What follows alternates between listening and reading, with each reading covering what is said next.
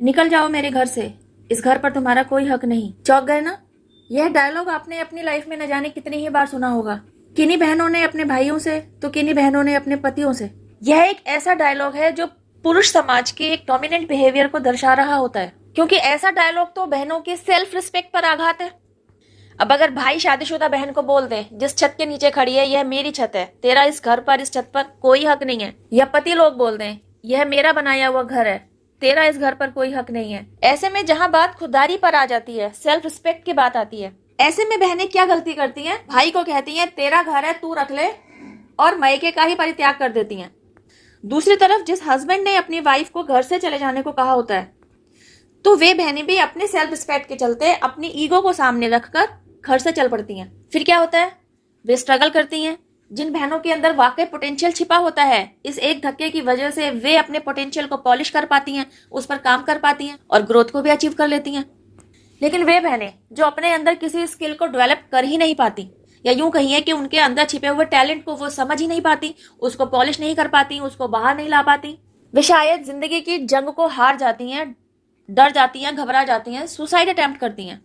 लेकिन क्या इस कंडीशन से पार पाने का, इस सिचुएशन से फाइट करने का कोई और रास्ता नहीं हो सकता था? बिल्कुल हो सकता था। वह रास्ता हो सकता था विजडम, स्ट्रेंथ, स्पिरिचुअलिटी। मेरे शब्दों पर जरा ध्यान दीजिएगा। मैंने यहाँ नॉलेज शब्द का इस्तेमाल नहीं किया, मैंने यहाँ विजडम शब्द का इस्तेमाल किया है। नॉलेज से मतलब है जानकारी और विजडम से मतलब है ज्ञान। कई बहनों को अपने पिता के घर और अपने पति के घर में अपने अधिकारों से रिलेटेड जानकारी होती है, तो कई बहनों को नहीं भी होती। अब जिन्हें नहीं होती वे कुछ नहीं कर पा रही होती, जिन्हें होती है वे या तो सही स्टेप ले पाती हैं, या फिर उनमें स्ट्रेंथ की कमी होने की वजह से वह स्टेप ही नहीं ले पाती। गाइज, आज यह टॉपिक मैंने क्यों उठाया? बिकॉज यह समस्या ना आम होती जा रही है। घर टूट रहे हैं, परिवार बिखर रहे हैं, डिवोर्स हो रहे हैं। हर कोई अपनी ईगो को सेटिस्फाई करने में लगा हुआ है, अपने सेल्फ रिस्पेक्ट के चलते कॉम्प्रोमाइज ही नहीं करना चाहता, एडजस्ट ही नहीं करना चाहता, रिश्ते की खूबसूरती की कोई बात ही नहीं करता। ऐसे परिवार जो टूट जाते हैं, बिखर जाते हैं, उन कपल्स के बच्चे भी हैं। ऐसे में यह समस्या और जटिल रूप ले लेती है, बिकॉज दोनों में से कोई यह जान ही नहीं पा रहा होता कि ऐसे में बच्चों की मानसिकता पर कितना दुष्प्रभाव पड़ रहा होता है। वे दोनों इस बात को नहीं समझ रहे होते कि ऐसे में बच्चों की मेंटल हेल्थ प्रभावित हो रही होती है। देखिए, इशू तो कॉमन है, लेकिन इस इशू से रिलेट करने वाले जो लेवल्स है ना, वे सेम नहीं है। मैं बात कर रही हूँ फाइनेंशियल लेवल की। यह एक ऐसा इशू है जो हर वर्ग के लोगों के सामने आ ही रहा है। अपर क्लास हो, मिडिल क्लास हो, अपर मिडिल क्लास हो, लोअर मिडिल क्लास हो, ऐसी कोई क्लास ही नहीं जो इसके चपेट से बाहर हो। देखिए गाइज, इस इशू से रिलेटेड सिचुएशंस के चलते किसके दिल ने कितनी गहरी चोट खाई है, किसका जख्म कितना गहरा है, यह तो नहीं कहा जा सकता। लेकिन इस जख्म को हील करना बहुत जरूरी है, और यहां स्पिरिचुअलिटी के जरिए इस सिचुएशन को हील किया जा सकता है, इस जख्म को भरा जा सकता है, मैं यह कह सकती हूं। देखिए, यह टॉपिक ही बहुत बड़ा है, यह टॉपिक बहुत जरूरी है, और इस टॉपिक से रिलेटेड हर सिचुएशन पर बात करना, हर इशू को डिस्कस करना एक ही वीडियो में संभव नहीं है, वीडियो लंबा हो जाता है। आज का मेरा वीडियो उन बहनों के लिए खास होने जा रहा है जिन्होंने अपने पिता के घर से और अपने पति के घर से, दोनों ही जगह से यह डायलॉग सुन लिया है, निकल जा मेरे घर से, इस घर पर तेरा कोई हक नहीं है, और उनके बच्चे भी हैं।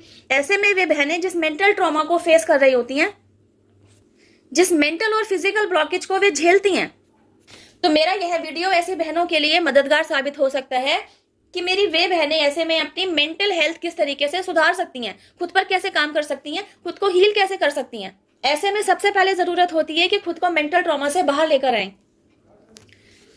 तो इस मेंटल ट्रॉमा से खुद को बाहर लाने में ना, खुद पर काम करना, खुद को हील करना एक ऐसा प्रोसेस होता है जो आपके लिए रामबाण की तरह काम कर रहा होता है। तो क्या काम है वह जो खुद पर करना होता है और कैसे करना होता है? सबसे पहला और जरूरी काम है शांति ढूंढना, पीस क्रिएट करना। और इस मेंटल पीस को क्रिएट करने के लिए मेरी बहनों को जगह चाहिए, और वह जगह मेरी बहनों का घर ही हो सकता है, और वह घर है उसके पति का घर, जहां वह एट प्रेजेंट रह रही है, जहां उसके बच्चे भी रह रहे हैं। मैं जानती हूं ऐसे में पीस क्रिएट करना बहुत मुश्किल है, बल्कि यूं कहें कि नामुमकिन है। उसी घर में रहना जहां से जाने के लिए आपको कह दिया गया हो, बड़ा ही डिसरिस्पेक्टफुल लगता है उसी घर में रहना जहां आपको यह कह दिया गया हो कि यह घर आपका है ही नहीं, इस घर पर आपका कोई हक ही नहीं है।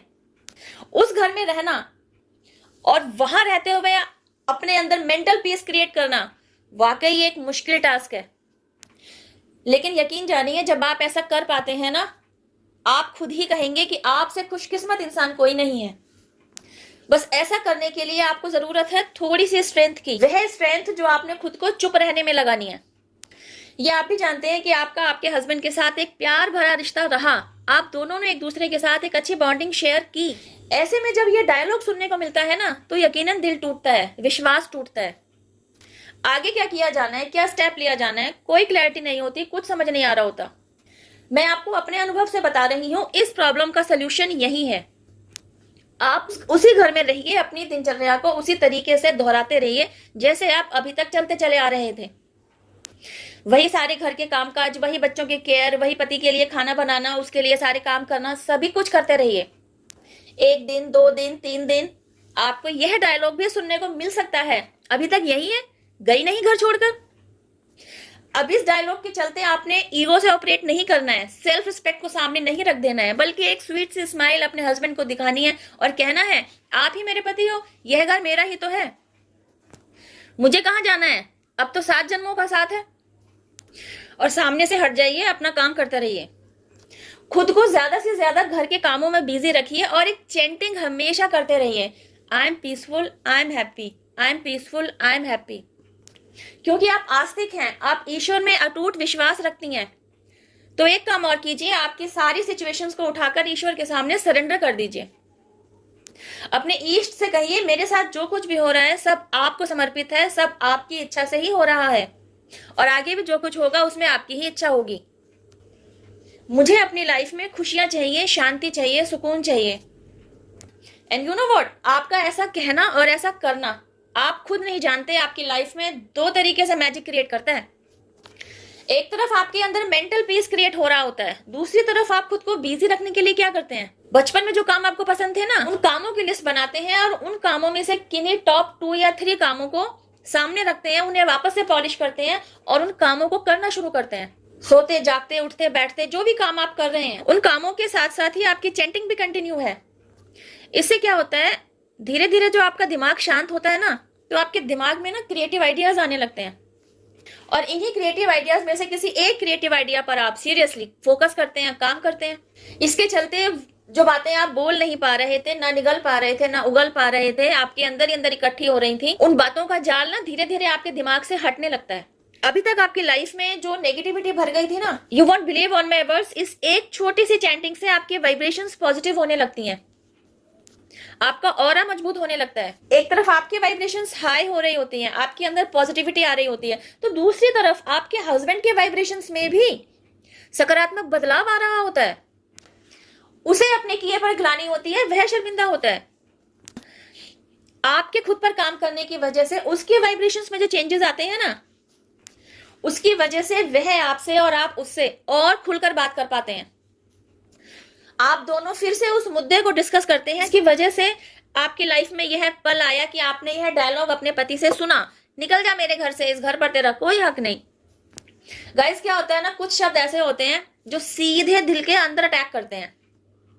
यह ऐसा अटैक होता है जो दिखाई नहीं दे रहा होता, लेकिन यह आपको अंदर ही अंदर खा रहा होता है, अंदर ही अंदर खोखला कर रहा होता है। तो जितनी जल्दी आप इस ट्रिगर से खुद को ओवरकम कर पाने पर काम करते हैं, जितनी जल्दी आप अपने अंदर मेंटल पीस क्रिएट कर पाते हैं, उतनी ही जल्दी आप खुद को हील कर पाते हैं। तो हस्बैंड के द्वारा दिए गए इस झटके से उसकी वाइफ ने खुद पर जो काम किया, यही तो था एक ट्रांसफॉर्मेशन पीरियड जो उस बहन की लाइफ में आया। उसने खुद पर काम किया, उसने खुद को हील किया, उसने अपनी शिव शक्ति ऊर्जा को बैलेंस किया। गाइस, मेरी वीडियोस में न जाने कितनी ही बार आपने ट्रांसफॉर्मेशन पीरियड को सुना होगा।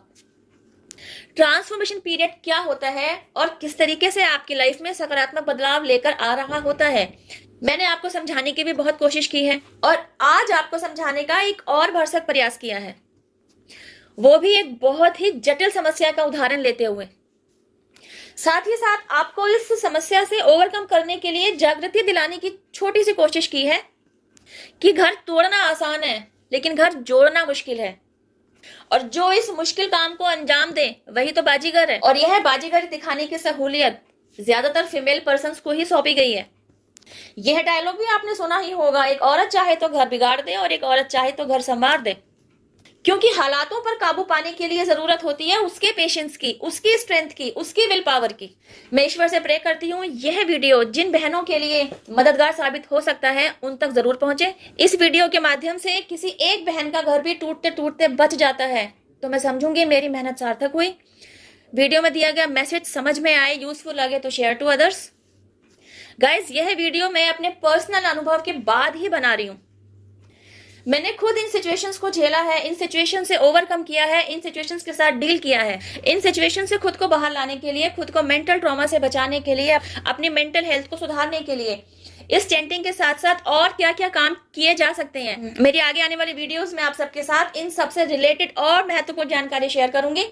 इस वीडियो में बस इतना ही। अब मैं आपसे मिलती हूँ मेरी नेक्स्ट वीडियो में। टिल देन हैव पेशेंस, रब्बा खैर, जय माता दी, take care, bye, stay blessed.